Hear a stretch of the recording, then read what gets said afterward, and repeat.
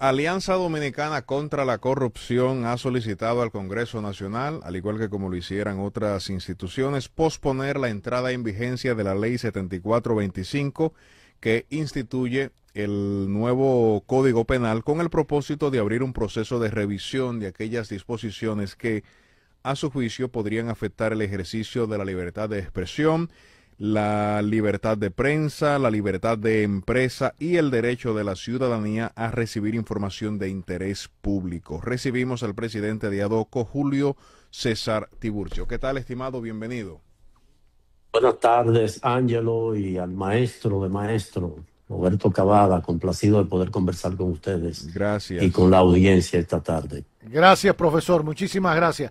Usted no está aquí, pero normalmente a todos nuestros invitados les recibimos con un aplauso, así que aún en la distancia, aplausos para el doctor Julio César Tiburcio, presidente de ADOCO. Mire, hablemos un poquito sobre su análisis sobre esta situación con el Código Penal, su posición, que como bien decía Ángelo, se va por la idea de postergar la entrada en vigencia que está pautada para el 3 de agosto.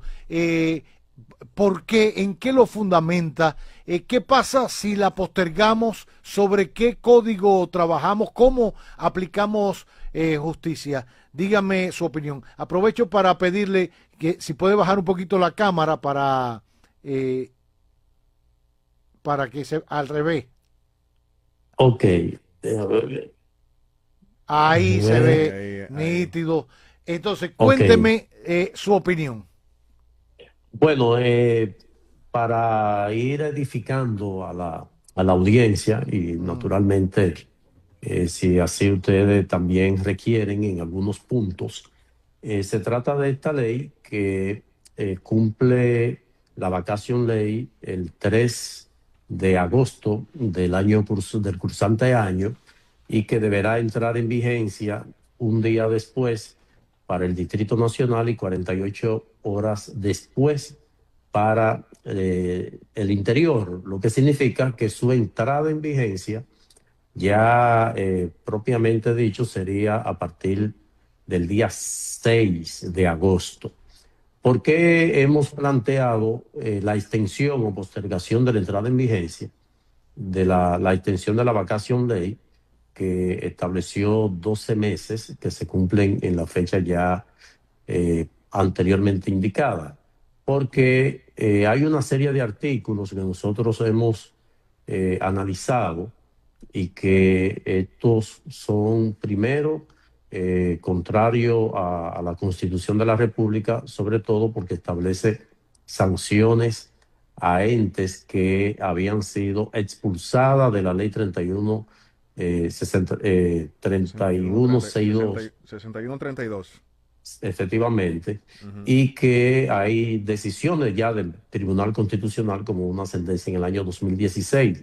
Entonces, incorporarla ahora, pues, evidentemente que es inconstitucional. ¿Y por qué solicitamos al Congreso que modifique el artículo 393, que es donde está lo estipulado a lo referente a la vacación ley? Porque esto permitiría en 6 meses, que podría perfectamente extenderse. Esto no significa que estaríamos en un limbo jurídico, porque es que el Código Penal actual, que es el resultado de modificación y que se colocó esta vacación ley con el propósito de que se estudiara, se analizara, se verificara si realmente pudiera ser aplicado, pues se va a extender en vez de 12 a 18 meses. O sea que el código sigue normal aplicándose, o sea, el actual, el que fue derogado, pero que esa derogación se va a materializar cuando entre en vigencia el código que está sustentado por la ley 74-25. ¿Y por qué? Porque esto permitiría un tiempo para modificar los artículos que nosotros hemos identificado y no someterlo a una carrera que probablemente el tiempo no alcance por algunas discusiones que serían propias del legislativo, de ambas cámaras. Ahora, doctor, una pregunta, y escúcheme que le interrumpa. Si ya está derogado el código penal, el del 1885, ¿cómo mantenerlo vigente como si ya está derogado? No, como se ha mantenido hasta la fecha, porque hasta que no entre en vigencia la ley 7425 sigue normal. Porque tenemos un año que se aprobó, claro, y por eso existe esa figura de vacation ley, que es un periodo que el legislador, dentro de sus atribuciones, o sea, que está en capacidad de hacer eso, pues lo difiere a que va a entrar en vigencia en el tiempo que considere. Inclusive hay ocasiones en las que se ha establecido una vacación ley hasta de 2 años. Lo único que no se pudiera establecer vacación ley es la Constitución. La Constitución, desde que se aprueba, se proclama de una vez. O sea, no pudiera postergarse su entrada en operación, en vigor. Entonces, ¿qué hemos identificado? Que el código tiene un 90% de cosas positivas. Ahora, tiene un 10% que entendemos que debe verificarse, y vamos a partir precisamente de lo que son derechos que le afectan a ustedes. Por ejemplo, ahora, antes de entrar en eso, para precisar algo, el vacation ley se había concedido para que fuera la oportunidad que tuviera, sobre todo el mundo que usted representa, el mundo de la abogacía, de las leyes, a conocerlo, tanto el Ministerio Público como los jueces, etcétera. O sea, ese era los actores del sistema. Ese era el criterio original del legislador para poder aplicarlo. No revisar el código, era que se manoseara, se explicara, se dijera todo para entrar en vigencia el 4 de agosto, como usted dice, y 48 después. El 6. Y después el resto de las provincias del país, después del Distrito Nacional. O sea, ese era el objetivo principal. Eso se logró. Es el objetivo principal de la vacation ley, y sobre todo de que las universidades, las escuelas como la escuela del Ministerio Público, la escuela de la Judicatura, pues fueran llevando la inducción, la actualización, e inclusive en algunos casos se hacen planes pilotos para verificar si realmente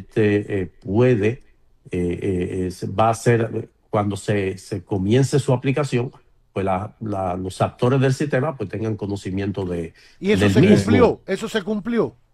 Es que, por ejemplo, naturalmente, de manera independiente, cada sector lo ha venido haciendo. Por ejemplo, en el caso nuestro, nosotros nos enfocamos en lo relacionado al tema corrupción, porque había sido, en la pasada aprobación, se cometió un error y nosotros pudimos reclamar, protestar, y se nos invitó a una vista pública, y nosotros demostramos allí que el error consistía en que se había tipificado la corrupción como un delito, y la corrupción es un concierto de delitos.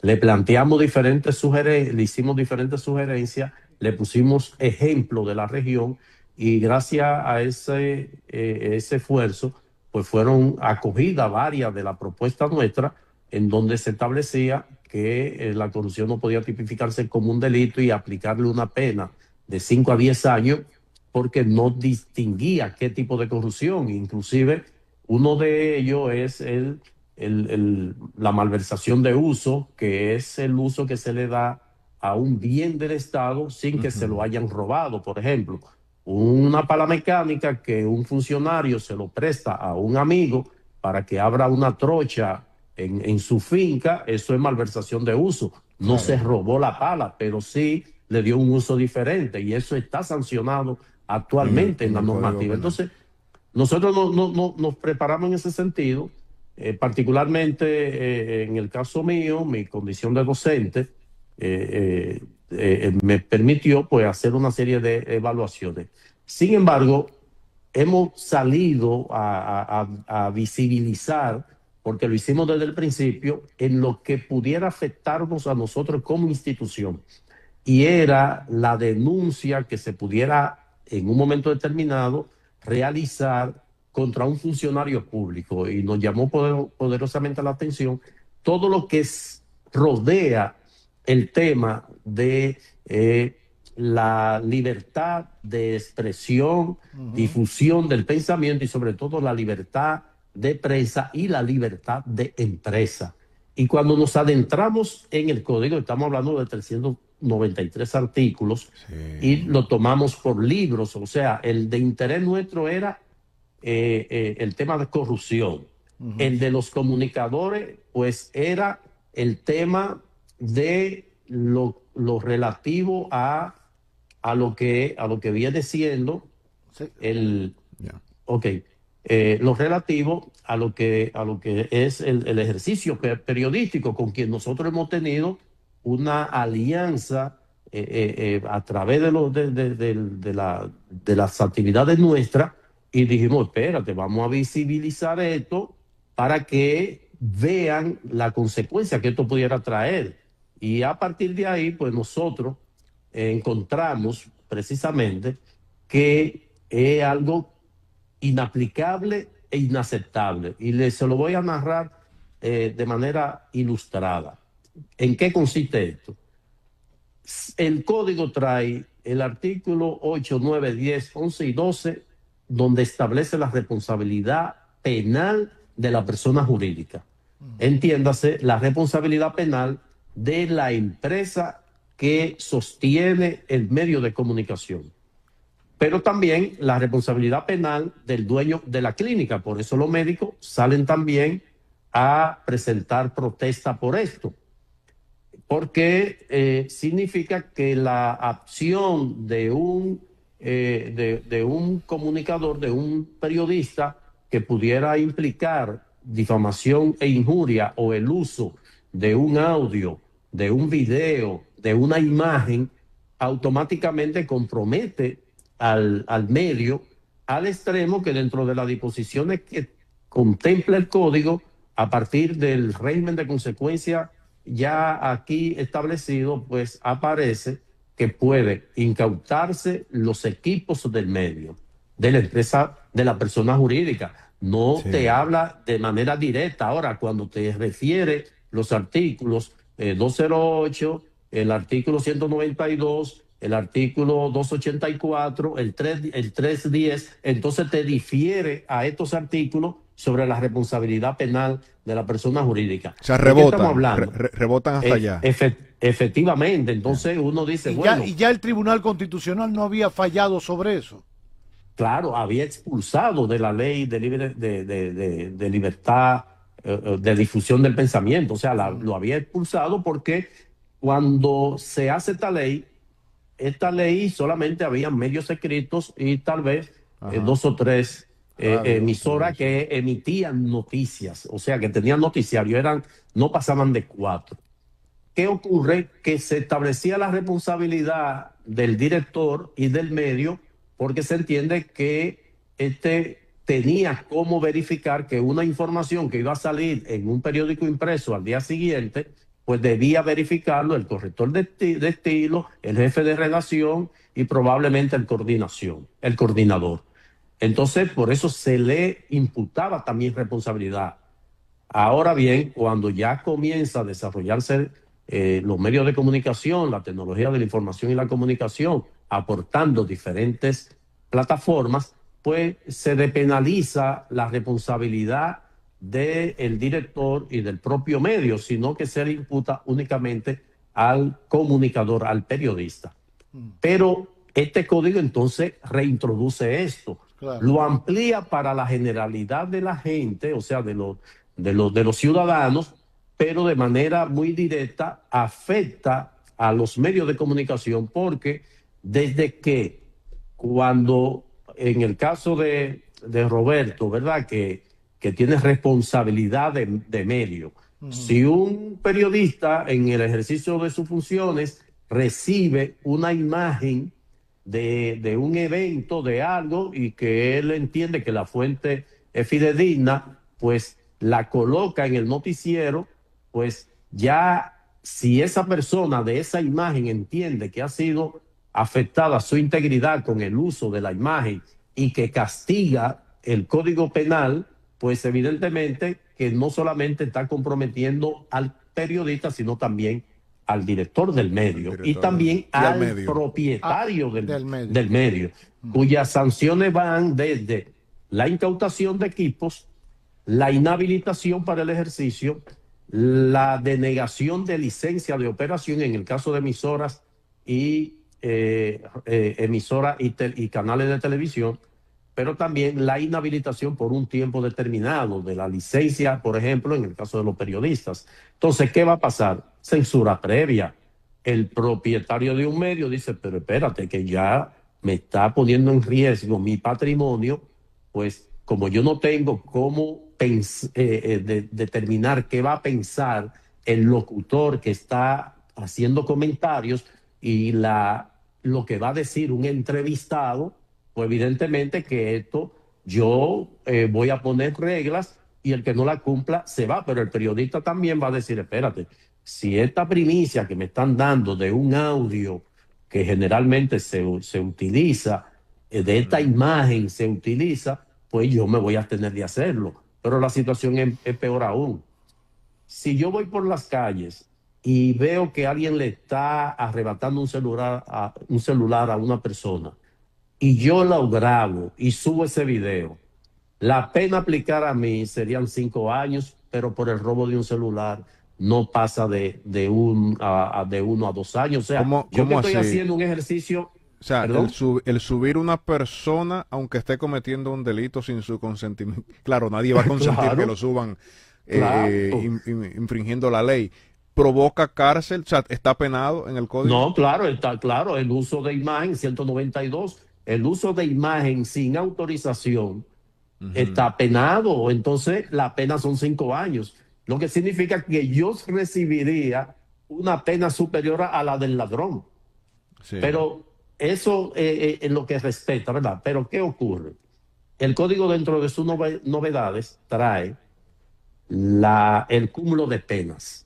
Sí. Si Juan Pérez hace un media tour, va a las 5 de la mañana a uno de los programas interactivos que comienzan a esa hora, a las 6 va a otro, a las 7 a otro, a las 8 a otro, y termina haciendo un media tour de 7 programas.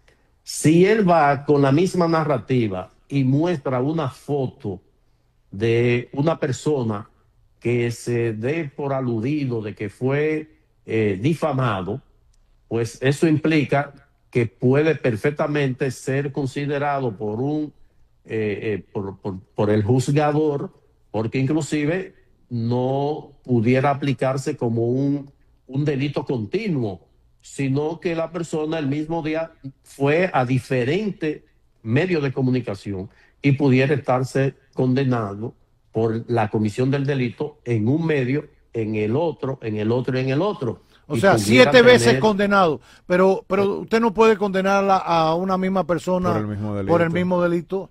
No, el novis in idem, evidentemente que aplica es que si usted fue juzgado cuando por ya, un delito, ya fue juzgado. No puede ser. Claro. Pero esto es que el tribunal puede verificar de que usted cometió el delito en diferentes espacios, y como hay cúmulo de pena, puede interpretarlo como un delito en cascada que hay que aplicar, porque el daño, el que va a alegar el daño, bueno, en el programa en el noticiario de Cavada, el blanco del público es la persona que busca la información de tal y tal cosa. Ahora, pero fue a un programa en donde el blanco del público son personas de adolescentes.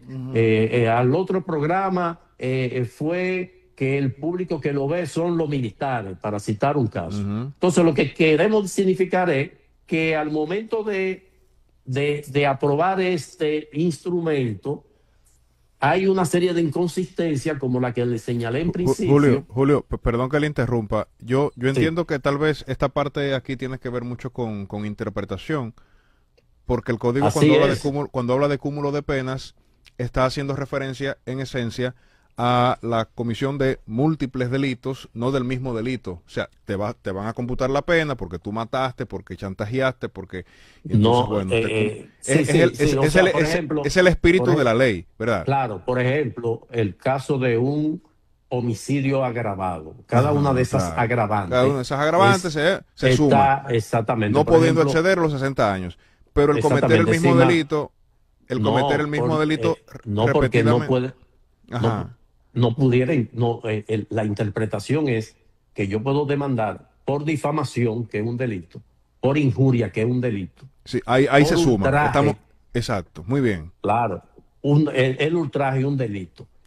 O sea, cada una de la manifestación, porque yo no me iría, y o sea, yo lo hago desde el punto de vista de mi formación de estudio en Derecho Penal y de la que Ujú, soy sí, docente, sí, y que yo voy a actuar en ocasión de el rol que vaya a jugar en un momento determinado, que puede ser el rol ujú. de juez, Ok, el rol de Ministerio Público, el rol de defensor y el rol de de acusador. acusado. Si soy yo, si me busca a alguien que se siente agredido porque una persona fue a 5 programas, Ujú. pues tú puedes estar seguro que Puede- dentro de la interpretación que yo le voy a dar en favor de mi defendido ya es caí. que Ok. yo le voy a imputar difamación en un caso, injuria en otro. ¿Por qué? Porque, por ejemplo, la difamación es sobre un hecho concreto. O sea, Ujú. si Juan Pérez fue condenado a 20 años y ustedes como medio de comunicación sirven la información, hace 20 años que Juan Pérez fue condenado por violación y hoy se presenta como candidato a la senaduría del distrito. Es una información. Usted Sí, utilizó el Claro. sí, background claro. Y de la usted le está información. dando un Ahora, contexto y un background. Muy bien. efectivamente, ahora, si esa información real, concreta, la toma alguien y va a 5 programas con esa sentencia, ahí hay difamación. Pero Ya, entendí. si también hay una inventiva que dentro de esa difamación, en uno de los programas le hacen una pregunta, pero él había sido condenado anteriormente. Bueno, yo sí, alguien se querelló por esto, qué sé yo qué. Como la injuria es sobre un hecho falso, pues también se puede interpretar ahí. Pero si él hizo alusión a un funcionario, el 310, como que castiga el ultraje, pues Ujú. también se puede imputar. Lo que quiero significarle es, de manera didáctica, es lo que puede ocurrir por la ambigüedad, la mala redacción de lo relativo al tema de la libertad de expresión Oh, y libertad de prensa. Como también, por ejemplo, que es muy común hoy día con el tema de las redes sociales, el meme. Bueno, en Estados Unidos, hacer un meme del presidente, de Donald todo eso, Trump, sí. pues perfectamente. Inclusive habían revistas que eran de caricatura y ese tipo de cosas, que de ahí es que se origina esto. Pues ya eso sería imposible hacerlo. Pero un medio de comunicación, Roberto, y esto es muy, muy importante, vemos como ustedes, cuando, por ejemplo, esta conversación, para colocar, subirla a las redes sociales, sobre todo en YouTube, ustedes hacen una miniatura. Sí, Si estamos una portada. abordando efectivamente esa portada, ya eso va a ser, eso está prohibido. O ¿Por sea, qué? usted utilizar, por ejemplo, la imagen de alguien que yo hice referencia, yo estoy haciendo referencia, hago Ah, ok, referencia ok. al presidente de un órgano de la Cámara de Diputados, o por ejemplo, ustedes quieren ilustrar, fulano pide al Congreso tal cosa y ponen la foto de los presidentes de las cámaras Ya si no contaron con su consentimiento, viene el sometimiento. Pero no solamente eso, esto pudiera afectar la propia competencia. Si alguien quiere sacar de circulación a un medio, pues puede perfectamente crear una situación en lo que respecta a la difamación extorsiva. ¿En qué consiste la difamación extorsiva? Alguien comienza con un relato, contacta a la persona afectada, esa persona afectada es objeto de extorsión, pero en ese proceso de la extorsión, le va a decir, bueno, esto yo lo voy a mandar al WhatsApp de Cavada, de fulano, de fulano y de fulano. Él está utilizando estos medios para extorsionar a su potencial víctima. Resulta que en efecto envió al WhatsApp de los medios y los medios recibieron la información y la sirvieron. Ya eso automáticamente está responsabilizando al medio de ese mecanismo de extorsión, de difamación extorsiva. Y miren cómo, o sea, te establecen pena de 5 años que tú dices, bueno, pero es fuerte, en algunos casos hasta 10 años, y sobre todo si hay reincidencia, pues también esto va agravando y pueden llegar penas hasta 20 años. Entonces, cuando nosotros salimos al frente, que precisamente se nos ocurre, estábamos enfocados al tema de la corrupción, por ejemplo, con el caso de los médicos, algunos de manera particular, pues nos pedían algún análisis y eso, pero el de prensa, a raíz de una conferencia que nos solicitó o participar de un panel del Colegio Dominicano de Periodistas, es que nosotros nos adentramos y pudimos entonces localizar lo que en principio se puede interpretar que pudiera afectar al particular. Entonces ahí es que vemos la contundencia cuando también se establece responsabilidad al que ejerce el oficio de periodista, pero también al medio de comunicación, porque ya la responsabilidad individual se convierte en responsabilidad penal colectiva, porque no solamente envuelve al periodista, sino al coordinador, al director, al propietario. Entonces eso sí realmente es una amenaza que nosotros consideramos que después de la caída de Trujillo, el ejercicio de la comunicación no había estado amenazada como ahora, porque es cierto, y nosotros en lo absoluto estamos en desacuerdo con la tipificación de delito al que difama, injuria, ultraja y que extorsiona o ejerce algún tipo de chantaje.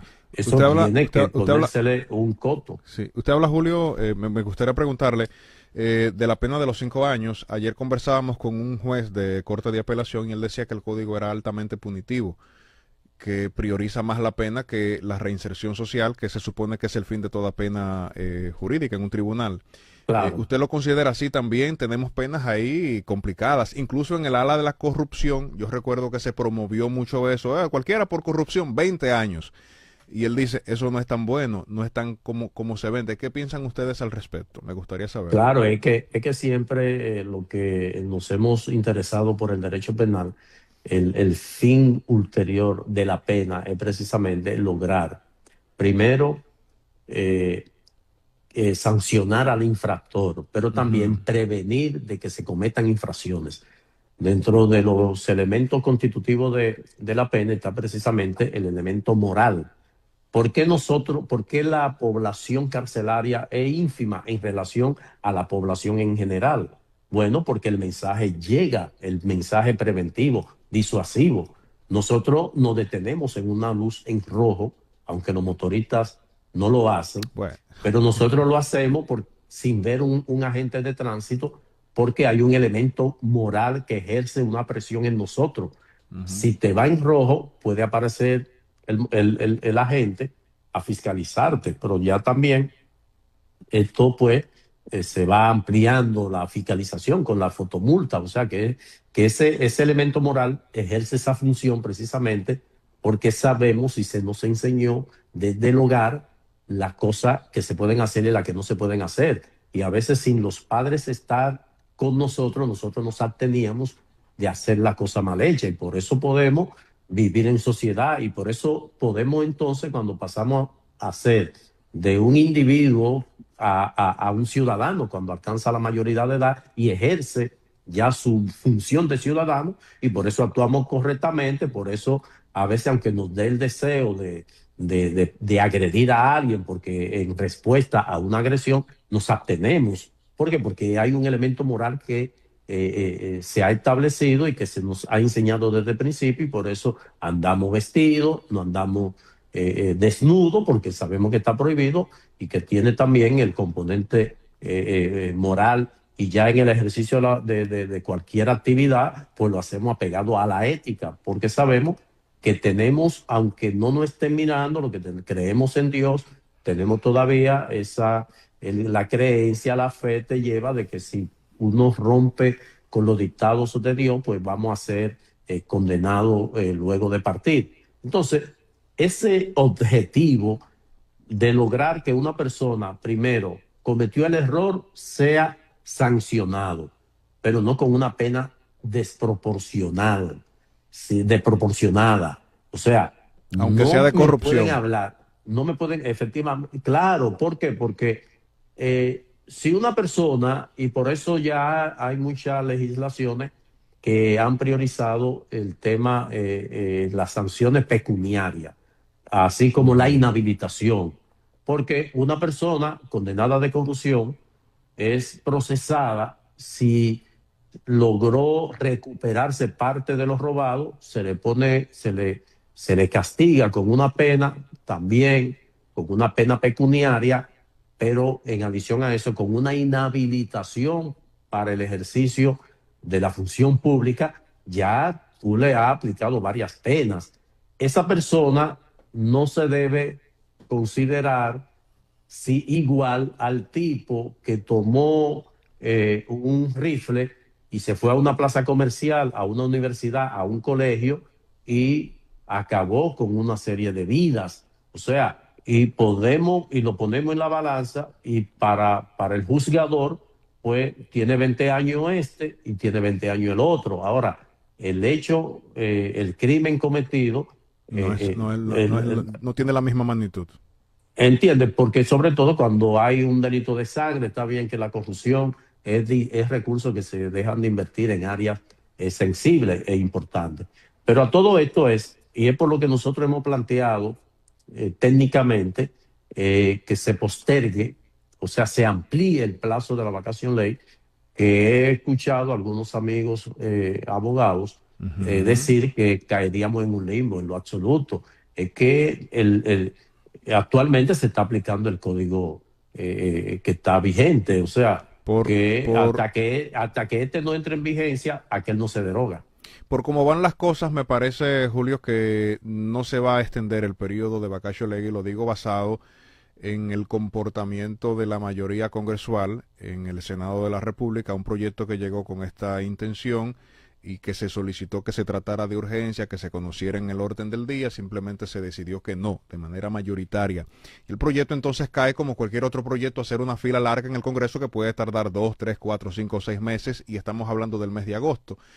¿Ustedes le respondieron cuando hicieron la solicitud? ¿Tienen algún grupo de legisladores que le dio el visto bueno? ¿Cuál es la expectativa en torno a extender o no el vacatio legis? No lo hicimos formalmente porque la iniciativa legislativa está identificada en la Constitución de quienes tienen esa calidad.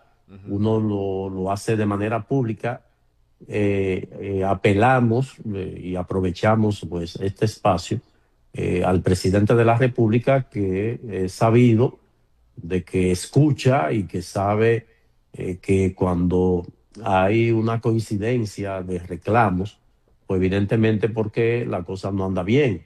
y nosotros que teníamos programada un plantón en el Parque Independencia para el domingo 5, precisamente, 30 días antes de entrar en vigencia el Código Penal, pues dejamos sin efecto porque nos han prometido de que se va a evaluar lo planteado por nosotros como por otras instituciones para que finalmente se tome una decisión o revisar los artículos en cuestión y también, o de lo contrario, pues postergar, ampliar el plazo de entrada en vigencia del nuevo Código Penal, porque en las actuales condiciones el ejercicio del periodismo estaría amenazado, sobre todo por la censura previa y la autocensura. No es verdad que un propietario de medio de comunicación se va a sentar a verificar con quienes intervienen en el programa, a preguntarle qué van a decir, pero si son programas dinámicos, aún se tenga el tema a desarrollar, pero surge un tema en medio del desarrollo y entonces automáticamente se va a salir del libreto que había concebido el director o propietario. Entonces, eso automáticamente va a conducir a la censura previa y sobre todo el periodista va a decir, bueno, yo voy a dar la información después que se tenga la información oficial.